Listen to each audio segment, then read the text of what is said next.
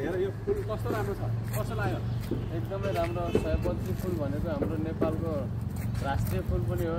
एउटा तिहारमा चाहिने दिदीबहिनीहरूलाई पुज्नको लागि हाम्रो नेपालको गहना, नेपालको माला भनेको यही हो। अब अर्को त नेपालको फुल हाम्रो राष्ट्रिय फुल भन्छ। तिहारको यो फुल भनेको तिहारको बेला पनि लगाउने र अलि पछि पनि स्वागत सत्कारको बेला लगाउने गरिन्छ र फुलले एकदमै बिरलै यस्तो राम्रो खालको फुल देखिरहेछ। अनि सबैतिर यो प्रदेश अस्पतालमा को गार्डन हो यो, सबैतिर फुलहरू फुलिरहेछ हेर्नु त। नमस्कार, म जयबहादुर छिनाल, जाजरकोट नलगार नगरपालिका 10 देखि बोलेको।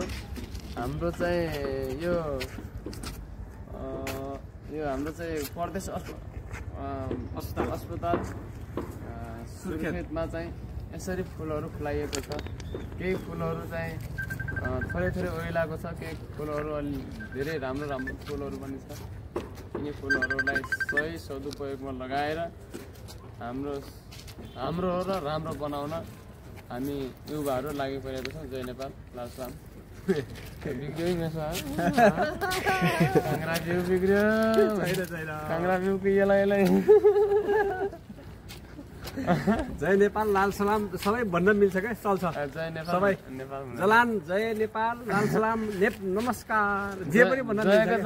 अरूको भयो समय नआउँछ भन्नु भन्न फेरि केही फरक परेन।